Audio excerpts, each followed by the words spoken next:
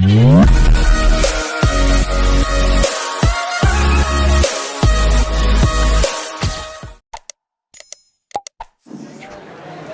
ध्यान दिया जाए।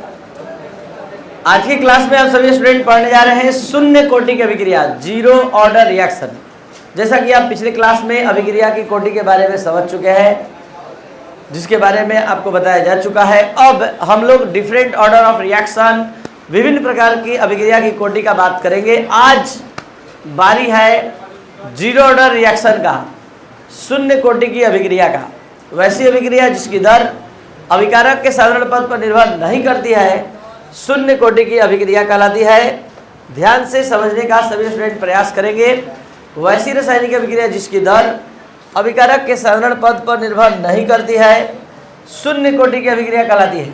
साथ ही साथ अगर एक अभिकारक के साधारण पद पर निर्भर करती है तो वो प्रथम कोटि की अभिक्रिया कहलाती है। जैसा कि आप सभी स्टूडेंट जान चुके हैं कि दर नियम के व्यंजक में अभिकारक के साधारण पद का घातांक अगर 0 होगा, शून्य कोटि की अभिक्रिया, 1 होगा प्रथम कोटि, 2 होगा, 3 होगा, तो प्रायोगिक रूप से निर्धारित किए गए दर नियम के व्यंजक में अगर साधारण पद का घातांक 3 होता है तो तृतीय कोटि, 2 होता है द्वितीय कोटि, 1 होता है प्रथम कोटि, 0 होता है। तो जरा सोचिए कि जब आप शून्य यहाँ लिखेंगे तो क्या होगा। रेट बराबर के, a⁻0 बराबर क्या होता है, सिद्ध हो गया कि दर नियत होगा। सिद्ध हो गया कि इस सांद्रता से इस दर का कोई लेना देना नहीं है। मतलब परिभाषा निकल गया कि वैसी अभिक्रिया जिसकी दर अभिकारक के साधारण पद पर निर्भर नहीं करती, शून्य कोटि की अभिक्रिया कहलाती है। हमने मान लिया कि यह अभिक्रिया शून्य कोटि की है, एग्जाम्पल समझा रहे हैं तो यहाँ पावर 1 लिख दिए। अगर मानेंगे कि प्रथम कोटि की है तो 1 लिखेंगे, क्योंकि हम यहाँ सैद्धांतिक थ्योरेटिकल रूप से पढ़ा रहे हैं तो मान के ही काम चलाएंगे। तो हमने मान लिया कि अभिक्रिया शून्य कोटि की है तो पावर 0 लिख दी। अब ये जैसे ही समानुपाती का चिन्ह हटेगा तो नियतांक के आएगा, और यहाँ पावर 0 है इसलिए मान क्या हो गया। और आप सभी स्टूडेंट जानते हैं कि जब अभिकारक के हिसाब से दर लिखा जाता है तो माइनस में होता है -dA/dt। तो ये था zero order reaction, the reaction whose rate doesn't depend upon any concentration term of the reactant is called zero order reaction. वैसी रासायनिक अभिक्रिया जिसकी दर किसी भी अभिकारक के साधारण पद पर निर्भर नहीं करती। अब आइए इसका ग्राफिकल डिस्कशन थोड़ा कर दिया जाए। शून्य कोटि की अभिक्रिया का ग्राफीय निरूपण सभी स्टूडेंट ध्यान से समझेंगे। शून्य कोटि की अभिक्रिया का ग्राफीय निरूपण,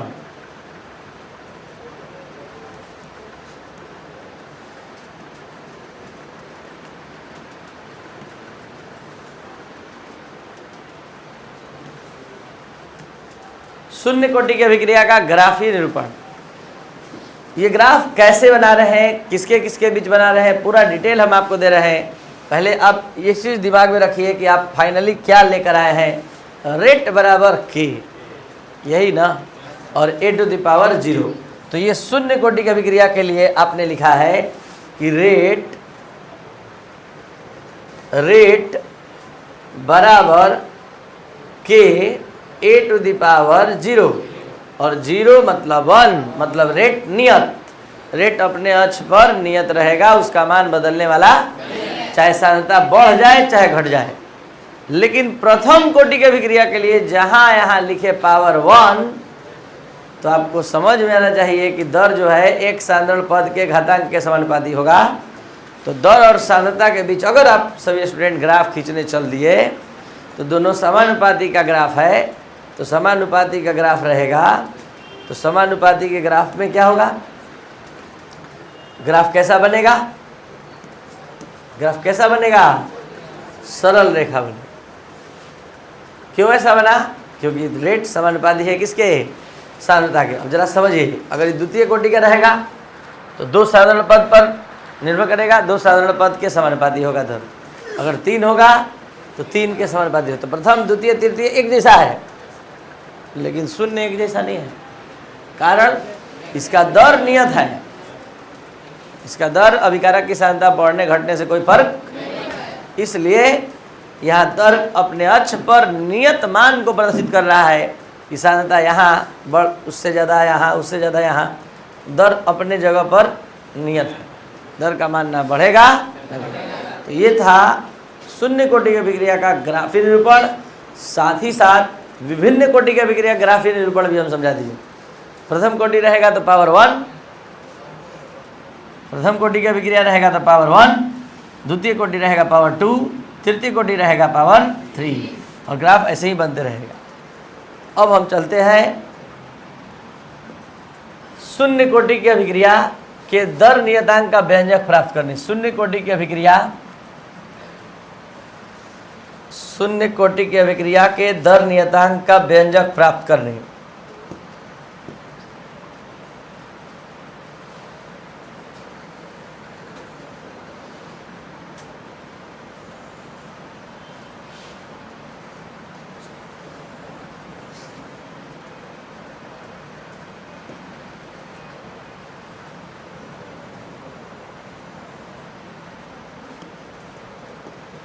शून्य कोटि की अभिक्रिया का के दर नियतांक का मान, दर नियतांक का व्यंजक, दर नियतांक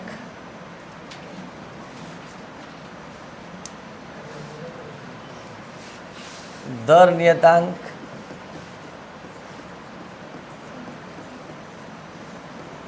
का व्यंजक।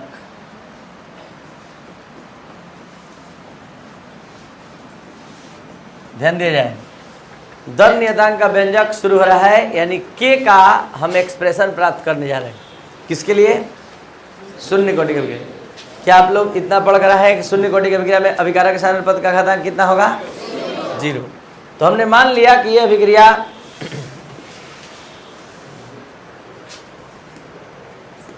मान लिया हमने कि ये अभिक्रिया जो है शून्य कोटि की है। किसकी? शून्य कोटि की।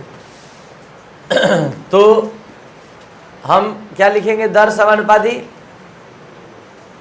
एक की साधारणता। एक चीज और, यहाँ ए की प्रारंभिक साधारणता हम मान ले रहे हैं A0। क्या माने हैं? और t समय के बाद इसकी साधारणता A हो जाती है। इसमें से कौन बड़ा होगा? A0। अभिकारक की साधारणता घटती है और इसमें से कितना निकला? x। अगर इस दोनों को जोड़ दे तो इसके बराबर होगा कि नहीं? इसमें से कितना परसेंट कितना निकल गया है कि A हो गया है? x। अगर x को इसमें जोड़ दे तो इसके किसके बराबर? प्रारंभिक साधारणता के। और इसको क्या पढ़ेंगे? वर्तमान साधारणता। इसको क्या पढ़ेंगे? इसको वर्तमान और इसको तो अगर इसमें x जोड़ देंगे तो ये मतलब हमने क्या माना? माना कि a की प्रारंभिक साधारणता A0 और t समय के बाद इसकी साधारणता A हो जाती है और इससे x पदार्थ जो है प्रोडक्ट के रूप में बाहर निकलता है। तो जल्दी से बताइए, दर समानुपाती ए की साधारणता पावर लिखेंगे। अब हम इसको लिख सकते हैं आगे, रेट बराबर के, ए की साधारणता पावर 0। तो ये हो गया क्या? 1 होगा। अब यहाँ लिख सकते हैं dA/dt बराबर के गुणा, कोई दिक्कत यहाँ तक, माइनस dA बराबर के dt। इसको दिक्कत? दोनों तरफ समाकलन करने पर इंटीग्रेशन स्टार्ट।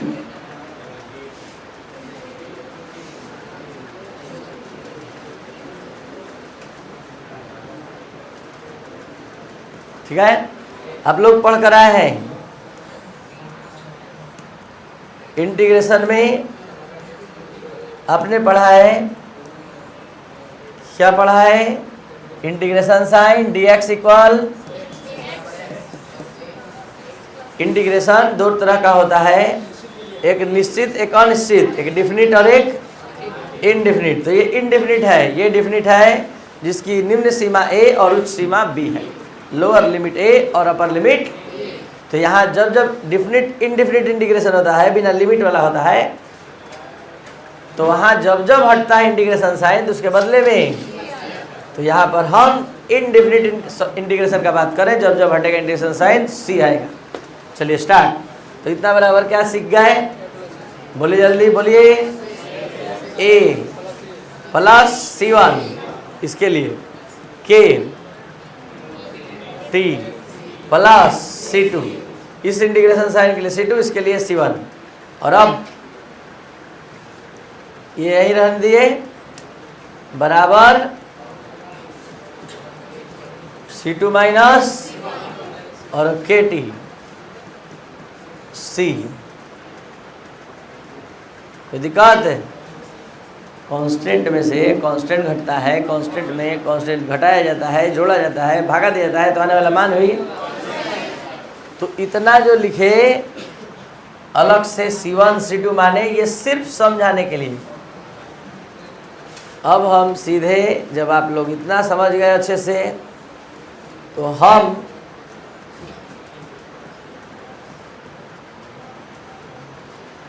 एक बार में सभी समाकलन चिन्ह के बदले में क्या ले लिए? C। और आपके समझाने के लिए वो ऐसे लिखे थे, यही आएगा। कोई दिक्कत? अब यहाँ पर हमने मान लिया कि समय 0 है, समय 0। तो जरा सोचिए कि जब आपने समय ही नहीं लगाया, t समय लगाए तब नहीं टूटा, x बाहर निकला।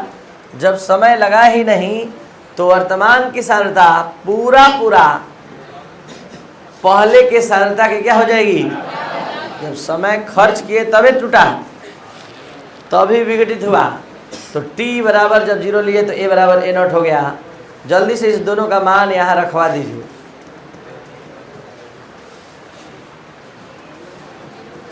c बराबर, सब कुछ ठीक चल रहा है? बोलिए, ठीक चल रहा है कि फिर से बता दें? ठीक है, फिर से देखा जाए। माना कि एकदम शुरू से ये अभिक्रिया शून्य कोटि की है। प्रारंभिक सांद्रता A की जो है A0 है, अभी कोई विघटन नहीं हुआ है, 0। t समय के बाद ये टूटकर A बच जाता है और ये x बाहर निकलता। अगर इसको इसमें जोड़ेंगे तो इसके बराबर हो जाएगा। तो रेट जो है A की सांद्रता पावर 0 के समानुपाती होगा, क्योंकि जो शून्य कोटि की अभिक्रिया है। अब इसके बाद यहाँ पर k समानुपाती के बदले में नियतांक आया। अब यहाँ इतना बराबर 1 हो गया, और ये रेट को रिप्रेजेंट करने आया माइनस dy/dt। dt यहाँ आ गया, दोनों तरफ समाकलन करने पर इंटीग्रेटिंग बोथ साइड। उसके बाद हमने t बराबर 0 लिया, तो a बराबर a0 हो गया। दोनों का मान उठाकर यहाँ रख दिए। कहाँ कहाँ रखे? t के जगह पर। तो c बराबर इतना मिला। अब हम फाइनली कैलकुलेशन की ओर आगे बढ़ रहे हैं, ध्यान से समझा जाए। चलिए, समीकरण 1 का मान, पुटिंग द वैल्यू ऑफ, बल्कि 2 का मान, putting the value of equation 2 in equation 1, in equation 1। समीकरण 2 का मान 1 में रखने पर रखवाइए। इसके जगह पर a0 जैसे है 1 में रखना है ना, तो यहाँ पर यही रहेगा, kt रहेगा, और c के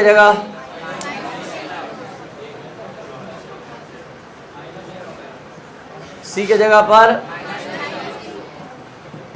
यही ना, ये माइनस इधर आएगा।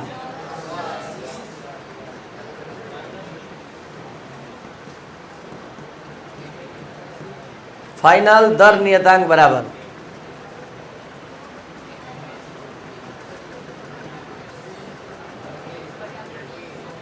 जल्दी से बताइए क्या है A0?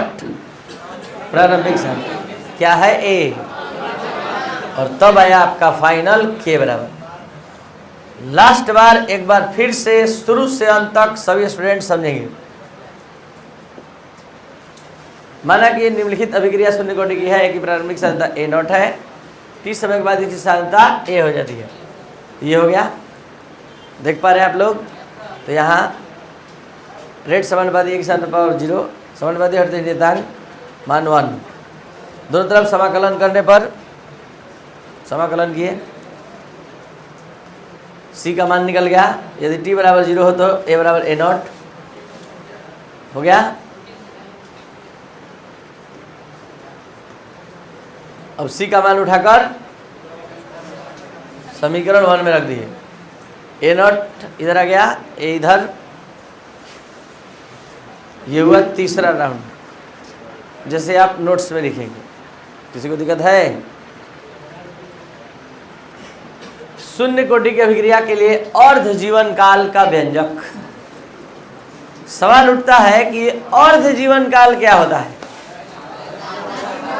जितने समय में किसी पदार्थ की मात्रा, दर या सांद्रता, कोई भी चीज आधा रह जाता है, उसे अर्ध जीवन काल कहते हैं, हाफ लाइफ पीरियड कहते हैं। दो तरह से इसको समझा रहे हैं। पहले, कोई रेडियो सक्रिय पदार्थ है, जैसे आपको पढ़ना है साइंस की दुनिया में, वैसे पहले समझा रहे हैं। ये एक रेडियो सक्रिय पदार्थ है और 1600 ग्राम हमारे पास है। इसका अर्ध जीवन काल का मान, इसके अर्ध जीवन काल का मान 5 ईयर है। कितना है? 5 साल। तो पहला 5 साल बीतते बीतते, पहले 5 ईयर बीतते बीतते ये हो जाएगा 800 ग्राम। अगला 5 साल बीतते बीतते 400 ग्राम। अगला 5 साल बीतते बीतते 200 ग्राम। अगला 5 साल बीतते बीतते 100 ग्राम। मतलब हम क्या समझाना चाहते हैं आपको? ये वो समय अवधि है जितने समय में किसी पदार्थ की मात्रा सीधे सीधे, इस समय को अर्ध जीवन काल कहते हैं। तो जितने समय में किसी पदार्थ की मात्रा, दर, सांद्रता आधी रह जाती है, उस समय को अर्ध जीवन काल कहते हैं। तो यहाँ पर इस केमिस्ट्री के दुनिया में हम सांद्रता का बात कर रहे हैं। मान लेते हैं कि ए की प्रारंभिक सांद्रता ए नॉट है। ध्यान दीजिएगा, अभी तुरंत माने भी थे कि प्रारंभिक सांद्रता कितना माने थे, और इसका अर्ध जीवन काल हम मान ले रहे हैं टी हाफ। अर्ध जीवन काल को टी हाफ से लिखते भी हैं। तो पहला अर्ध जीवन काल बीतते बीतते ये कितना हो जाएगा? ए नॉट बाई 2। अगला अर्ध जीवन काल बीतते बीतते ए नॉट बाई 2 एकदम सरल भाषा में समझा रहे हैं। अब इसका आधा हो गया। अगर आप मैथ में अच्छे से हैं तो आप समझ रहे हैं कि क्या हो जाएगा, सीधे 4 हो जाएगा। अगला अर्ध जीवन काल बीतते बीतते ए नॉट बाई, दिक्कत। तो अब आप आज का ये टॉपिक शून्य कोटि की अभिक्रिया के लिए अर्ध जीवन काल का मान बहुत आराम से समझ सकते हैं। ये आपने सिद्ध कर चुका है कि इतना बराबर इतना होता है। अब हमने मान लिया कि यदि t बराबर टी हाफ, यदि समय और जीवन काल के बराबर हो, तो आप ही बताइए, जब t को टी हाफ मान लेंगे तो वर्तमान की जो सांद्रता होगी पहले के आधे के बराबर। तो पहले कौन? आधे। वही चीज यहाँ लिखा हुआ है कि जब जब t जो है टी हाफ के बराबर होगा तो वर्तमान की सांद्रता पहले के आधे के, ये तब सत्य है, तब सही है जब t बराबर क्या हो? टी हाफ के बराबर हो, आधा जीवन काल बीते तब। अब इस दोनों का मान उठाए और सीधे समीकरण तो रखवाइए। ए नॉट के जगह ए नॉट, और इस ए के जगह पर क्या गया, और इस टी के जगह एलसीएम लेंगे 2, और 2 ए नॉट में से ए नॉट घट जाएगा। एक लाइन लिख दे रहे हैं, 2 ए नॉट बाई, कोई दिक्कत है इसमें? घटेगा, कुछ दिक्कत है? ये था अर्ध जीवन काल। तो एक इंपॉर्टेंट ऑब्जेक्टिव क्वेश्चन है, शून्य कोटि की अभिक्रिया के लिए अर्ध जीवन काल का मान अभिकारक की वर्तमान सांद्रता पर निर्भर करता है, प्रारंभिक सांद्रता पर निर्भर करता है, दोनों पर निर्भर करता है, इनमें से कोई नहीं, प्रारंभिक सांद्रता पर निर्भर करता है। इसी का एक और क्वेश्चन है कि शून्य कोटि की अभिक्रिया के लिए कौन सा कथन सत्य है? अभिकारक की सांद्रता पर निर्भर करता है, अभिकारक की सांद्रता पर निर्भर नहीं करता है, दर नियतांक पर निर्भर करता है, इनमें से कोई नहीं, दर नियतांक पर भी निर्भर करता है और प्रारंभिक सांद्रता पर भी निर्भर करता है। देखिए दर नियतांक नहीं है, अर्ध जीवन काल का मान बोले है ना, तो अर्ध जीवन काल का मान प्रारंभिक सांद्रता पर निर्भर करता है और दर नियतांक पर भी निर्भर करता है, दोनों पर निर्भर करता है। लेकिन जब आएगा प्रथम कोटि तो अब वहाँ पर ध्यान देना है किस पर निर्भर करता है, किस पर नहीं। इस पर प्रारंभिक सांद्रता पर निर्भर करेगा और दर नियतांक पर। चलिए, तो ये अगर वीडियो लेक्चर आपको अच्छा लगा तो आप इसको जरूर शेयर और सब्सक्राइब करें। Thank you. चलिए आप लोग